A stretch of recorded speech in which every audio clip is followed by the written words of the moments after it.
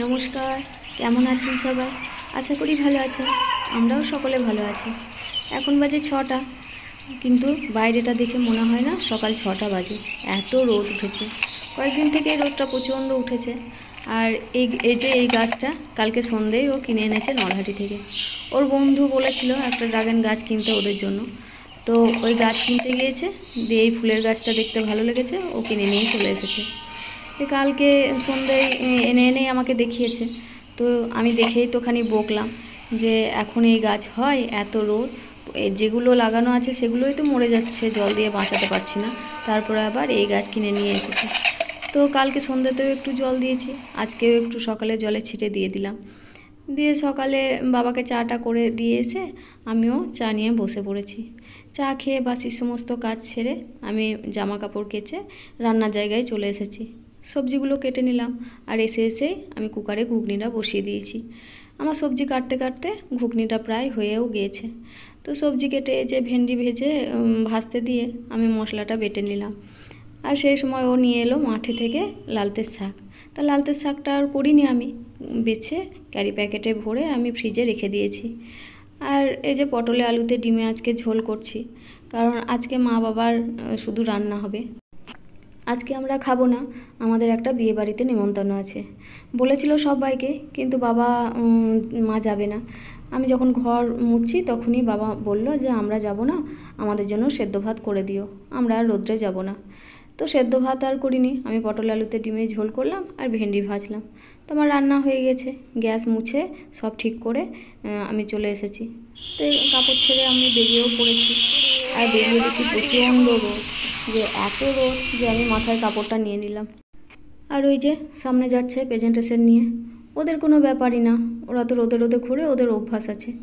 আর আমার প্রচণ্ড রোদ লাগছে, আমি রোদে ঘর থেকেই রোদটা দেখি, কিন্তু বেরোয়নি, আজকেই প্রথম এত রোদে বেরোলাম। তো ও বললো বেরোনোর সময় যে ছাতাটা নাও, রোদ লাগবে। তো আমি ছাতা নিলাম না ইচ্ছে করে। তো বিয়েবাড়ি আমাদের বাড়ি থেকে বেশিটা না, কিন্তু এই রোদে হাঁটতে হাঁটতে মনে হচ্ছে যেন অনেকটা, কখন বিয়েবাড়ি আসবে। তো আমরা হাঁটতে হাঁটতে চলেও এসেছি বিয়েবাড়িতে। তো আসার সময়ই রাস্তাতে দেখলাম এই সাজানো গাড়িটা। তো এই গাড়ি দেখেই বুঝতে পারলাম যে বিয়ে চলে এসেছে। বাড়ির ভিতরে গিয়ে মেয়েকে দেখতে না পেয়ে ওর বৌদির হাতে প্রেজেন্টেশনটা দিলাম। ওর বৌদি আমার বান্ধবী হয়। দিয়ে প্রেজেন্টেশনটা দিয়ে ওর বৌদিকেই জিজ্ঞেস করলাম যে মেয়ে কোথায়। তো ওর বৌদি বলল আমার বিয়ে পড়া হয়ে গেছে, তারপর মেয়েকে সাজাচ্ছে। তো একটু বসলাম, তো দেখি তখনও সাজানো হয়নি। তো তারপরেই চলে এলাম খাবার জায়গায়। তো খাওয়ার জায়গায় এসে দেখি এত হাওয়া, মাঠের ধারে প্যান্ডেল, যে পাতাগুলো না ধরে রাখলে উড়ে যাবে। আর প্যান্ডেল তো মনে হচ্ছে যেন ছিঁড়ে পড়বে। ফ্যান চলছিল প্রচুর, ফ্যানের হাওয়াও মনে হচ্ছে আগুনের মতো নিচে নামছে। তো আমরা খেতেই বসে গেছি তাড়াতাড়ি, কারণ ও খেয়ে এক জায়গায় বেরোবে বলেই তাড়াতাড়ি খেতে বসে গেলাম। আর এই গরমে বাড়ির হালকা খাবারই ভালো।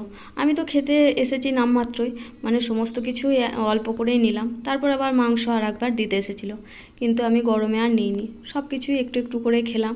আর এই যে আমার পাশে যে বসে আছে দেখছেন, ওটা আমাদের ম্যাডাম, মানে আমি ওনার কাছে সেলাই শিখেছিলাম। তো অনেক দিন পরেই দেখা হলো ওই কাকিমার সঙ্গে। তো বসেই ছিল ওখানে, তা আমি বললাম চলুন কাকিমা একসঙ্গে খেয়ে নিই। তো তারপরে চাটনি এলো, আমের চাটনি ছিল, চাটনিটা ভালো লাগলো অবশ্য খেতে। তো তারপর এই যে ক্যামেরাম্যান এলো, ওদের যা অভ্যাস খাওয়ার সময় মুখের কাছে ক্যামেরাটাকে নিয়ে ধরে দাঁড়িয়ে আছে। তাই দেখে আমি বললাম তোমার ক্যামেরাটা সরাও, একে তো এই গরম, তারপর আবার তোমার ওই ক্যামেরার লাইটে আরও আমাদের 12টা বাজছে। তাতে ওই ছেলেটা বলছে 2-3 সেকেন্ড, তারপরেই তো চলে যাব। তা আমি বলছি তোমার ওই 2-3 সেকেন্ডেই আমাদের 12টা 13টা সবই বেজে যাবে এই গরমে। তো মিষ্টি দইয়ের পরে পাঁপড়ের পরে তো আইসক্রিম এলো। পুরো ভোজটার পরে এই আইসক্রিমটা খেতে কিন্তু দারুণ লাগলো, মানে এই গরমের মধ্যে এই আইসক্রিমটা খেয়ে মনে হচ্ছে যেন প্রাণ পেলাম। খুবই ভালো লাগলো খেতে আইসক্রিমটা। আর এই জলের বোতল তো ধরা যাচ্ছে না, মানে জলের বোতলটা খুললাম, তা ঢাকাটা খুলে জলটা খেতে যাচ্ছি, তখন দেখছি এত গরম যে একটু খেয়ে আর খেতেই পারলাম না। আর আসার সময় আমি এই বোতলটা হাতে করে নিয়ে আসছি, তাই দেখে আমার ছেলে বকছে যে বোতলটা নিয়ে আসার কি হয়েছে, বোতলটা ওখানে ফেলে দিয়ে আসুনি। তো যাই হোক, আমরা এখন বাড়ি চলে এসেছি। এসে আগে ফ্রিজ থেকে জল বার করে খেলাম, আর এসিটাকে চালালাম জামা কাপড় ছেড়ে। তো যাই হোক বন্ধুরা, ভিডিওটা এখানেই শেষ করছি। দেখা হচ্ছে আপনাদের সঙ্গে তাহলে পরের ভিডিওতে। আর এই যা রোদ উঠছে আর প্রচণ্ড গরম, অতিরিক্ত কাজ না থাকলে বাইরে কেউ বেরোবেন না। যাদের কাজ আছে তাদেরকে তো বেরোতেই হবে। তো বেশি করে জল খাবেন, সাবধানে থাকবেন, সবাই সুস্থ থাকবেন।